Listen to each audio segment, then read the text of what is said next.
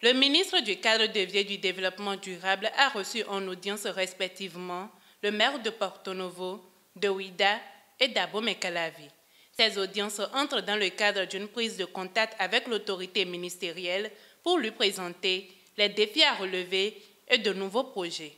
Nous sommes venus ce soir, Monsieur le ministre, au nom de la ville de Porto Novo, d'abord pour nous présenter et vous dire que nous sommes très attentifs à tout ce qui se fait au niveau de la ville. Monsieur le ministre, dans les préoccupations qui m'amènent, c'est notre ambition pour la ville de Porto Novo.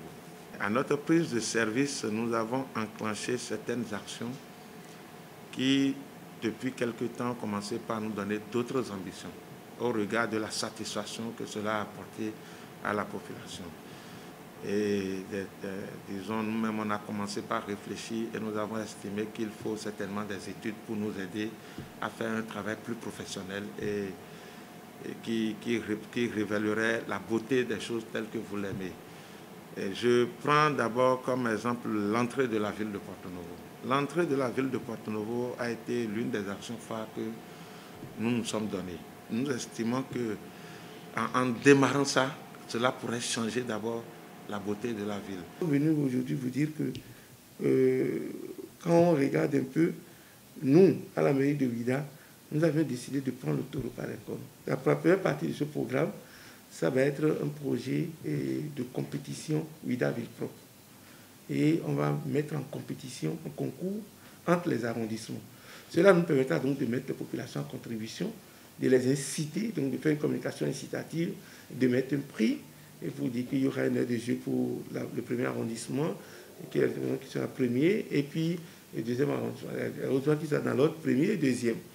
Et donc, ce travail va nous amener, à faire sortir les populations, deux, à voir si ça peut nous aider à changer un peu la mentalité, à créer une culture de participation au nettoyage, à la propreté de la ville. Je pense qu'il faut vous présenter ça et que dans notre entendement, dans notre compréhension, un certain nombre de choses doivent être faites pour nous accompagner. Abomey-Calavi a une particularité. C'est d'ailleurs pour cette raison que notre toute première action est orientée vers le foncier.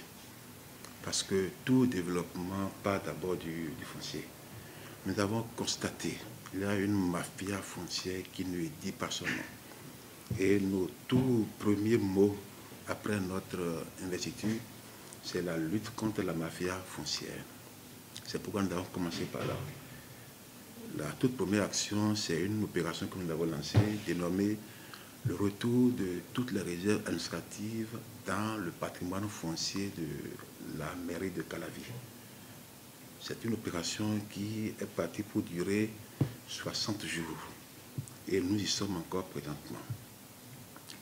L'opération consiste à identifier les réserves et à y mettre des plaques pour les immatriculer. En fonction des atouts de chaque ville, le ministre est revenu sur les actions du programme d'action du gouvernement déjà en cours et manifesté sa disponibilité à accompagner les maires.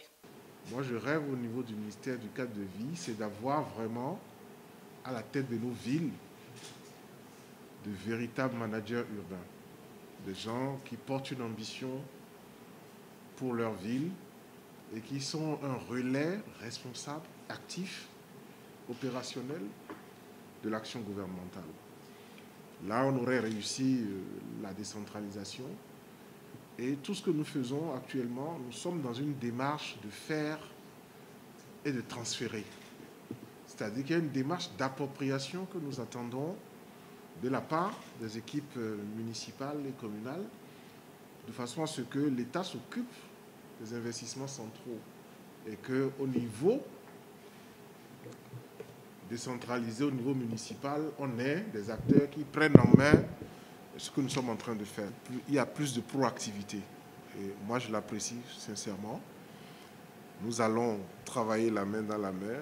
Nous allons vous porter pour qu'on ait rapidement des résultats sur le terrain. Pour approfondir les réflexions, des ateliers seront organisés avec l'autorité pour examiner les projets de chaque ville.